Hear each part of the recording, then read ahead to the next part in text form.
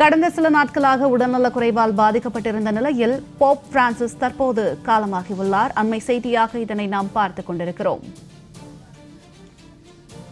கடந்த சில நாட்களாக உடல்நலக் குறைவால் பாதிக்கப்பட்டிருந்த நிலையில் போப் பிரான்சிஸ் தற்போது காலமானார். அண்மை செய்தியாக இதனை நாம் பார்த்துக் கொண்டிருக்கிறோம். கத்தோலிக்க திருச்சபை தலைவர் போப் பிரான்சிஸ் தன்னுடைய 88வது வயதில் காலமானார். கடந்த சில நாட்களாக உடல்நலக் குறைவால் பாதிக்கப்பட்டிருந்த போப் பிரான்சிஸ் இன்று காலமாகியுள்ளார். கடந்த சில நாட்களாக உடல்நலக் குறைவால் பாதிக்கப்பட்டிருந்த நிலையில் போப் பிரான்சிஸ் காலமானார். அண்மை செய்தியாக இதனை நாம் பார்த்துக் கொண்டிருக்கிறோம். கத்தோலிக்க திருச்சபை தலைவர் போப் பிரான்சிஸ் தன்னுடைய 88வது வயதில் காலமாகியுள்ளார். உடல்நலக் குறைவால் பாதிக்கப்பட்டிருந்த போப் பிரான்சிஸ் காலமானார். கடந்த சில நாட்களாக உடல்நலக் குறைவால் பாதிக்கப்பட்டிருந்த நிலையில் போப் பிரான்சிஸ் வாட்டிகனில் காலமானார். தற்போது கிடைத்துள்ள அண்மை செய்தியாக இதனை நாம் பார்த்துக் கொண்டிருக்கிறோம். வாட்டிகனில் உள்ள இல்லத்தில் போப் பிரான்சிஸ் காலமானதாக அறிவிப்பு வெளியாகியுள்ளது. வாட்டிகனில் உள்ள இல்லத்தில் போப் பிரான்சிஸ் காலமானதாக அறிவிப்பு வெளியாகியுள்ளது. தற்போது கிடைத்துள்ள அண்மை செய்தியாக இதனை நாம் பார்த்துக் கொண்டிருக்கிறோம். கடந்த சில நாட்களாக உடல்நலக் குறைவால் பாதிக்கப்பட்டிருந்த போப் பிரான்சிஸ் வாட்டிகனில் உள்ள தனது இல்லத்தில் உயிரிழந்துள்ளார். தற்போது கிடைத்துள்ள அண்மை செய்தியாக இதனை நாம் பார்த்துக் கொண்டிருக்கிறோம். கத்தோலிக்க திருச்சபை தலைவர் போப் பிரான்சிஸ் காலமானார். ரோம் மருத்துவமனையிலிருந்து வீடு திரும்பிய போப் பிரான்சிஸ் காலமானார். அண்மை செய்தியாக இதனை நாம் பார்த்துக் கொண்டிருக்கிறோம். ரோம் மருத்துவமனையில் இருந்து வீடு திரும்பிய போப் பிரான்சிஸ் காலமானார்.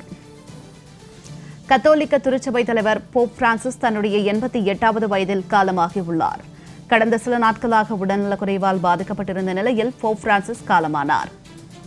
விவரங்களோடு இணைகிறார் எமது செய்தியாளர் ஆண்டன். வணக்கம் ஆண்டன், இது குறித்த கூடுதல் விவரங்களை சொல்லுங்க.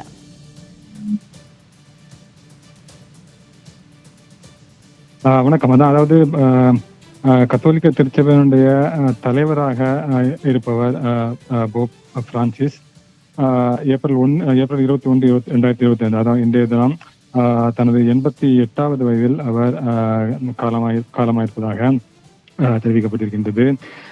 ஜார்ஜ் மரியோ பெர்கோலியோ என்ற இயற்பெயரில் பிறந்த அவர் கடவுளுடைய கருணையை வலியுறுத்தல் மற்றும் சமூக நீதிக்கான அர்ப்பணிப்பு ஆகியவற்றால் அறியப்பட்ட ஒரு குறிப்பிடத்தக்க நபராக பார்க்கப்படுபவர்.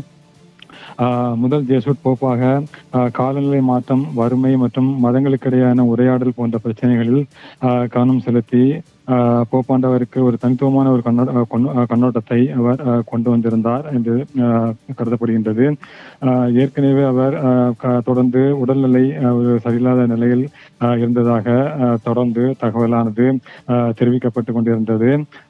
அதுபோன்ற ஒரு சூழ்நிலையில்தான் தற்பொழுது போப் பிரான்சிஸ் தனது 88வது வயதில் காலமாயிருப்பதாக தற்பொழுது தகவலானது தெரிவிக்கப்பட்டிருக்கின்றது. நாம் பார்த்தது போல ஜார்ஜ் மரியோ பெர்கோலிகோ என்ற பெயரில் பிறந்த அவர் டிசம்பர் 17, 1936 அதுவரையில் பிறந்தவர்.